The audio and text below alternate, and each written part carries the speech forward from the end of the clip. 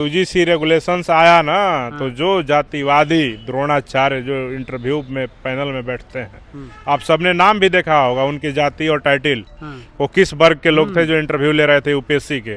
तो जब UGC regulations उन्होंने देखा तो उनको लगा कि अरे अब तो जनरल और जो सवर्ण वर्ग के जो छात्र हैं वो तो रिटर्न में नंबर कम लाते हैं, उनको इंटरव्यू में अगर नंबर दे करके हम आगे नहीं बढ़ाए तो यूजीसी रेगुलेशन जब आ जाएगा तो उसी के खुन्नस में द्रोणाचार्यों के द्वारा एससी एसटी ओबीसी छात्र छात्राओं के यूपीएससी के इंटरव्यू में नंबर कम दिए गए। मैं तो मांग करता हूं कि सरकार इंटरव्यू को खत्म करे और फिर मेरिट की बात करे। चंद्रशेखर आजाद जी ने अपने भाषण के दौरान भी कहा था कि ये तो बस ट्रेलर है और ऐसे चरणबद्ध तरीके से देश भर में हम लोग आंदोलन करेंगे। उसी की एक छोटी झांकी आपको देखने को मिलेगी बिहार के राजधानी पटना में। इसलिए हम लोग 18 तारीख को सुप्रीम कोर्ट को जजों को अपनी ताकत से बता देना चाहते हैं कि इस मामले पे अगर हमारे हक हकूक के साथ खिलवाड़ किया गया और हमारे विरुद्ध फैसला दिया गया तो इस देश के सड़कों पे ये पटना बस ट्रेलर समझ लीजिएगा, देश के पूरे देश के सभी राज्य के राजधानियों में और गांव मोहल्लों में फिर से वही मंडल आंदोलन जो चला था उससे भी बड़ा आंदोलन इस बार आपको देखने को मिलेगा। देखिए 19 मार्च को सुप्रीम कोर्ट अगर इस देश के 90% छात्र छात्राएं जो बहुजन वर्ग के हैं अगर उनके हक के खिलाफ जाती है तो पूर्व से हम लोग कॉलेजियम सिस्टम के खिलाफ आवाज़ उठा रहे हैं, अब और मजबूती से आवाज़ उठाया जाएगा। और इस देश में मंडल आंदोलन जो हुआ था ओबीसी आरक्षण के लिए उससे भी बड़ा आंदोलन यूजीसी रेगुलेशंस को लागू कराने के लिए और तमाम जो कैंपस में जातिगत भेदभाव होता है 65% आरक्षण बढ़ाने के लिए और जाति के आधार पर जनगणना के हिसाब से सबकी आबादी के हिसाब से भागीदारी सुनिश्चित करवाने के लिए हम लोग एक बार देशव्यापी इस बार उससे भी ज्यादा बड़ा आंदोलन हम लोग करने जा रहे हैं। लेकिन मैं तो कहूंगा कि इंटरव्यू पैटर्न को ही खत्म करना चाहिए क्योंकि उसमें पारदर्शिता नहीं होती है। किसी का कैटेगरी देख करके, किसी का कास्ट देख करके, किसी का सरनेम देख करके उनके इंटरव्यू में नंबर काट लिए जाते हैं। रिया डाबी यूपीएससी की टॉपर हो जाती, टीना डाबी की जो छोटी बहन थी, लेकिन वहाँ पे जो अपाला मिश्रा जो टॉपर बनी उसका आप नंबर देखिएगा तो इंटरव्यू में उसके जो टॉपर थी उसका नंबर ज़्यादा है, जबकि पीटी और मेंस में उसके रिया डाबी से नंबर कम है।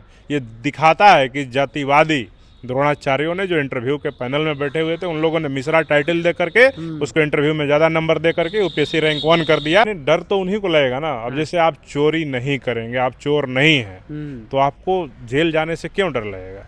अगर आप चोरी करेंगे, आप चोर हैं तभी ना आपको डर है। इसका मतलब जो लोग डर जाहिर कर रहे हैं, जिनके मन में इसको लेकर शंका है, सीधे तौर पे दिखा रहा है कि कहीं ना कहीं वो लोग दलितों को, पिछड़ों को, आदिवासी छात्र छात्राओं को शोषित करने का काम करते हैं, इसलिए वो लोग इस कानून से डरने गए। 19 मार्च को यूजीसी के जो है जो फैसला है वो आने वाला सुप्रीम कोर्ट के द्वारा, उससे पहले पटना में विशाल प्रदर्शन का जो है ऐलान कर दिया गया है और जितने भी जो पूर्व विधायक हैं और साथ में जो भीम आर्मी, सब लोग मिलकर के जो है प्रोटेस्ट करने जा रही है।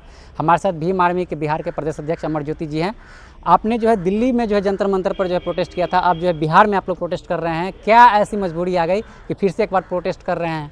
देखिए, बिहार में जो प्रोटेस्ट होने वाला है ये 18 मार्च 2026 को राजधानी पटना में राजभवन मार्च होगा और इसमें पूरे बिहार के तमाम यूनिवर्सिटी कॉलेजेस के उन सभी छात्रों को हम लोगों ने आमंत्रित किया है जो यूजीसी रेगुलेशंस के समर्थन में सरकार और सुप्रीम कोर्ट के खिलाफ मोर्चा खोले हुए हैं, जो चाहते हैं कि कॉलेज कैंपस में, यूनिवर्सिटी में वहाँ पे समता समानता है।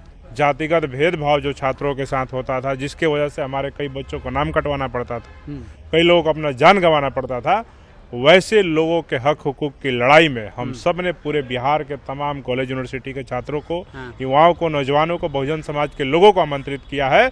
क्योंकि 19 तारीख को सुप्रीम कोर्ट का इस मामले पे सुनवाई है और फैसला आने वाला है, इसलिए हम लोग 18 तारीख को सुप्रीम कोर्ट को जजों को अपनी ताकत से बता देना चाहते हैं कि इस मामले पे अगर हमारे हक हकूक के साथ खिलवाड़ किया गया और हमारे विरुद्ध फैसला दिया गया तो इस देश के सड़कों पे ये पटना बस ट्रेलर समझ लीजिएगा, देश के पूरे देश के सभी राज्य के राजधानियों में और गांव मोहल्लों में फिर से वही मंडल आंदोलन जो चला था उससे भी बड़ा आंदोलन इस बार आपको देखने को मिलेगा। और वही आंदोलन जो है, जो जगदेव बाबू ने जो नारा दिया था 100 में 90 शोषित है और 90 भाग हमारा है, धन धरती और राजपाट में हाँ। 90 भाग हमारा है। उसी नारे के साथ इस आंदोलन का शुरुआत होगा। और अब तो क्लियर हो चुका है कि इस देश में SC ST OBC के हक हुकूक के खिलाफ कौन है। UGC रेगुलेशन के मामले पे इस देश के चंद मुट्ठी भर लोगों का चेहरा सामने आ गया कि वो इस देश के SC ST OBC के छात्रों के, उनके आरक्षण के खिलाफ खड़े हैं। इसलिए हम सब लोग एक जगदेव बाबू के नारे को मजबूती देने के लिए इस आंदोलन को और व्यापक तौर पे खड़ा करके राजभवन मार्च करने का काम करेंगे। आप और आपके नेता चंद्रशेखर आज़ाद जी जो है दिल्ली में जो है विशाल प्रदर्शन किए, क्या वह प्रदर्शन जो है UGC के समर्थन में क्या मतलब कि वो नहीं हो पाया? देखिए, वो भी UGC के समर्थन में ही आंदोलन था। और वो बस उन्होंने, चंद्रशेखर आज़ाद जी ने अपने भाषण के दौरान भी कहा था कि ये तो बस ट्रेलर है और ऐसे चरणबद्ध तरीके से देश भर में हम लोग आंदोलन करेंगे। उसी की एक छोटी झांकी आपको देखने को मिलेगी बिहार के राजधानी पटना में। और चूंकि सुप्रीम कोर्ट का 19 तारीख को फैसला आना है, सरकार और सुप्रीम कोर्ट का मंशा अभी भी साफ नहीं है, जाहिर नहीं है। और अभी तक सरकार ने इस पे घुटने नहीं टेके। इसको लेकर के UGC रेगुलेशन को लेकर लोकसभा में कोई बहस नहीं कराया, राज्यसभा में पेश नहीं किया, लोकसभा में पेश नहीं किया, ना इसको कानून का रूप दिया। तो हम सबकी मजबूरी है कि जब तक इसको कानून का दर्जा नहीं दे दिया जाता है और UGC रेगुलेशंस को कानून का दर्जा दे करके लागू नहीं करा दिया जाता, जैसे EWS आरक्षण को लागू कराया गया, तब तक हम सब लोग संघर्षरत रहेंगे और सड़कों को सुना नहीं छोड़ेंगे। 10 तारीख और 17 तारीख को आप लोग करने वाले? देखिए 18 मार्च को राजभवन मार्च है। 10 तारीख को पटना विश्वविद्यालय के छात्रों के द्वारा, युवाओं के द्वारा, छात्र नेताओं के द्वारा मशाल जुलूस का आह्वान है। और 10 मार्च को लोग मशाल जुलूस करेंगे। तो पटना के और अगल बगल के जो साथी हैं, आप लोग 10 तारीख को मशाल जुलूस में भी शामिल हो सकते हैं। 17 तारीख को छात्र युवा संवाद महापंचायत पटना कॉलेज में बुलाया गया है, पटना यूनिवर्सिटी के छात्र नेताओं के द्वारा, छात्रों के द्वारा। तो वहाँ पे भी बिहार के तमाम जो यूनिवर्सिटी कॉलेज के छात्र हैं, नौजवान हैं, युवा हैं, छात्राएं हैं, उन सबको भी आग्रह करेंगे कि SC ST OBC Bahujan Samaj के छात्र छात्राओं से कि उसमें भी आप शरीक हों। लेकिन 18 तारीख को राजभवन मार्च है और राज्यपाल के जो राजभवन है जहां रहते हैं वहां तक मार्च हो जाएगा। तो मैं आग्रह करूंगा कि 18 तारीख को आप सभी लोग पूरे बिहार के लाखों लाख की संख्या में आप उस दिन सड़कों पे उतरे, ताकि आपके शक्ति प्रदर्शन को देख करके सुप्रीम कोर्ट के जजों को मजबूर होना पड़े इस देश के SC ST OBC छात्रों के हक में फैसला देने को मजबूर। आप हक की बात कर रहे हैं, वही सामान्य वर्ग के लोग कह रहे हैं कि हमारे जो है बाल बच्चे पर जो शोषण किया जाएगा, झूठा केस में फंसा दिया जाएगा। देखिए, इसके पहले भी इस देश में जब भी कानून आता है, जब समानता के लिए, तब कहा जाता है कि उनको फंसा दिया जाएगा, ये कर दिया जाएगा, वो कर दिया जाएगा। लेकिन इस प्रकार की कोई बात नहीं है। कॉलेज कैंपस में पढ़ाई लिखाई का मसला है, जहाँ पे जाति देख करके नंबर काट लिया जाता है, जहाँ जाति देख करके कॉपी चेक करने में फेल कर दिया जाता है, उनको इंटरव्यू में कम नंबर दिया जाता है, उनकी PhD की थीसिस रोक दी जाती है, और तमाम तरह से उनका प्रताड़ना जो कॉलेज कैंपस में होता है, उसको लेकर के ये कानून है, न कि किसी जाति विशेष को फंसाने को। का बात कर और डर तो उन्हीं को लगेगा ना। अब जैसे आप चोरी नहीं करेंगे, आप चोर नहीं हैं, तो आपको जेल जाने से क्यों डर लगेगा? अगर आप चोरी करेंगे, आप चोर हैं, तभी ना आपको डर है। इसका मतलब जो लोग डर जाहिर कर रहे हैं, जिनके मन में इसको लेकर शंका है, सीधे तौर पे दिखा रहा है कि कहीं ना कहीं वो लोग दलितों को, पिछड़ों को, आदिवासी छात्र छात्राओं को शोषित करने का काम करते हैं, इसलिए वो लोग इस कानून से डरने का। आप नंबर का बात कर दिए अमरजीत जी ना, अभी कुछ दिन पहले देखा गया था, अभी UPSC का रिजल्ट आया है, देख रहे हैं कि बहुजन समाज के छात्र छात्राओं को जो है अच्छा खासा मतलब कि PT और मेंस में जो है नंबर है, लेकिन वही इंटरव्यू में जो है नंबर वही UGC रेगुलेशंस आया ना। तो जो जातिवादी द्रोणाचार्य जो इंटरव्यू में पैनल में बैठते हैं, आप सबने नाम भी देखा होगा, उनकी जाति और टाइटिल, वो किस वर्ग के लोग थे जो इंटरव्यू ले रहे थे UPSC के। तो जब UGC रेगुलेशंस उन्होंने देखा तो उनको लगा कि अरे अब तो जनरल और जो सवर्ण वर्ग के जो छात्र हैं वो तो रिटर्न में नंबर कम लाते हैं, उनको इंटरव्यू में अगर नंबर दे करके हम आगे नहीं बढ़ाए तो UGC रेगुलेशन जब आ जाएगा तो उसी के खुन्नस में द्रोणाचार्यों के द्वारा SC ST OBC छात्र छात्राओं के UPSC के इंटरव्यू में नंबर कम दिए गए। मैं तो मांग करता हूं कि सरकार इंटरव्यू को खत्म करे और फिर मेरिट की बात करे। SC ST OBC छात्र जैसे टीना डाबी, कनिष्क कटारिया और तमाम शुभम सिंह जैसे लोग जब टॉप किए तो ऐसे लोग तब जाकर के मेरिट की बात करें। और बराबरी तभी होगी जब इंटरव्यू नहीं होगा, सिर्फ रिटर्न के आधार पे PT और मेंस करा लीजिए, अगर आपको मन है तो तीसरा एग्जाम भी करा लीजिए, लेकिन रिटर्न के नंबर पे ही आपको फाइनल रिजल्ट देना समाज के चाहिए। लोग अब यह भी कह रहे हैं कि अब जो है जो इंटरव्यू जो होता है उसको लाइव स्ट्रीमिंग कर दिया जाए। बिल्कुल वो होना चाहिए, लेकिन मैं तो कहूँगा कि इंटरव्यू पैटर्न को ही ख़त्म करना चाहिए। हाँ। क्योंकि उसमें पारदर्शिता नहीं होती है। हाँ। किसी का कैटेगरी देख करके, किसी का कास्ट देख करके, किसी का सरनेम देख करके उनके इंटरव्यू में नंबर काट लिए जाते हैं। रिया डाबी यूपीएससी की टॉपर हो जाती, टीना डाबी की जो छोटी बहन थी, लेकिन वहाँ पे जो अपाला मिश्रा जो टॉपर बनी उसका आप नंबर देखिएगा तो इंटरव्यू में उसके जो टॉपर थी उसका नंबर ज़्यादा है, जबकि पीटी और मेंस में उसके रिया डाबी से नंबर कम है। ये दिखाता है कि जातिवादी द्रोणाचार्यों ने जो इंटरव्यू के पैनल में बैठे हुए थे उन लोगों ने मिश्रा टाइटल दे करके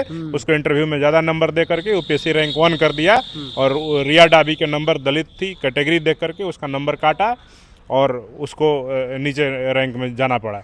इसलिए इंटरव्यू ख़त्म होना चाहिए ताकि समता समानता स्थापित हो पाए और देश के बहुजन छात्र अपने मेरिट के आधार पर, अब देखिए ना, जहाँ इंटरव्यू नहीं है उस परीक्षा में देखिए, एसएससी के परीक्षा में देखिए, और तमाम जो जहाँ इंटरव्यू नहीं होता है उन परीक्षाओं में बहुजन समाज के छात्रों ने झंडे गाड़े हैं और जनरल कैटेगरी के जो सीट हैं जनरल में जाकर के फाइट करते हैं और अपना एससी के बच्चे, ओबीसी के बच्चे वहाँ पे सफलता प्राप्त करते हैं। आखिरी सवाल है, अगर 19 तारीख को, 19 मार्च को अगर आपके हित में फैसला नहीं आता है, बहुजन समाज के हित में फैसला नहीं आता है, उसके बाद आप लोग का क्या स्टेज है? देखिए 19 मार्च को सुप्रीम कोर्ट अगर इस देश के 90% छात्र छात्राएं जो बहुजन वर्ग के हैं अगर उनके हक के खिलाफ जाती है तो पूर्व से हम लोग कोलेजियम सिस्टम के खिलाफ आवाज़ उठा रहे हैं, अब और मजबूती से आवाज़ उठाया जाएगा। और इस देश में मंडल आंदोलन जो हुआ था ओबीसी आरक्षण के लिए, उससे भी बड़ा आंदोलन यूजीसी रेगुलेशंस को लागू कराने के लिए और तमाम जो कैंपस में जातिगत भेदभाव होता है 65% आरक्षण बढ़ाने के लिए और जाति के आधार पर जनगणना के हिसाब से सबकी आबादी के हिसाब से भागीदारी सुनिश्चित करवाने के लिए हम लोग एक बार देशव्यापी, इस बार उससे भी ज़्यादा बड़ा आंदोलन हम लोग करने जा रहे हैं। आप आरक्षण की बार बार बात कर रहे हैं, कह रहे हैं कि एक तो आरक्षण था पहले से, अब यूजीसी लागू करके ये लोग गधा को घोड़ा बनाना चाहते हैं। देखिए ऐसा कुछ नहीं है, हम तो कह रहे हैं ना, समानता की लाइन, बराबरी की जो लाइन है एक होनी चाहिए और लाइन बराबर नहीं। हमारे बच्चे प्राइमरी स्कूल में सरकारी विद्यालय में पढ़ के आते हैं और आपके बच्चे कॉन्वेंट में पढ़ के आते हैं, लेकिन हम तो ये भी कहना चाहते हैं कि जो बच्चे सरकारी विद्यालय में पढ़ाई करे, सरकार की अगर मंशा साफ है, मेरिट को अगर देखना चाहते हैं तो सरकारी विद्यालय के छात्रों को ही सरकारी नौकरी मिलनी चाहिए। प्राइवेट स्कूल में जो पढ़ने वाले बच्चे हैं उनको प्राइवेट नौकरी में भेजिए। वैसे भी इस देश में 2% ही सेक्टर जो है सरकारी क्षेत्र है, 98% प्राइवेट सेक्टर है, तो प्राइवेट स्कूल में पढ़ने वाले बच्चों को प्राइवेट में नौकरी दीजिए और सरकारी में पढ़ने वाले बच्चों को सरकारी में दीजिए। और तब देखिए मेरिट का लाइन जब एक होगा ना, तब समझ में आएगा कि एससी के बच्चा में मेरिट है, एसटी के बच्चा में मेरिट है कि ओबीसी के बच्चा में मेरिट है और जनरल में मेरिट है, ये पता चल जाएगा। तो लाइन एक होनी चाहिए, तब मुकाबला होगा। तो भीम आर्मी के बिहार प्रदेश अध्यक्ष अमर ज्योति जी थे, इन्होंने साफ कह दिया कि एक लाइन होनी चाहिए, बाकी यूजीसी के समर्थन में जो है आप ये लोग आर पार की लड़ाई लड़ रहे हैं। आपकी क्या प्रतिक्रिया का बहुत बहुत धन्यवाद।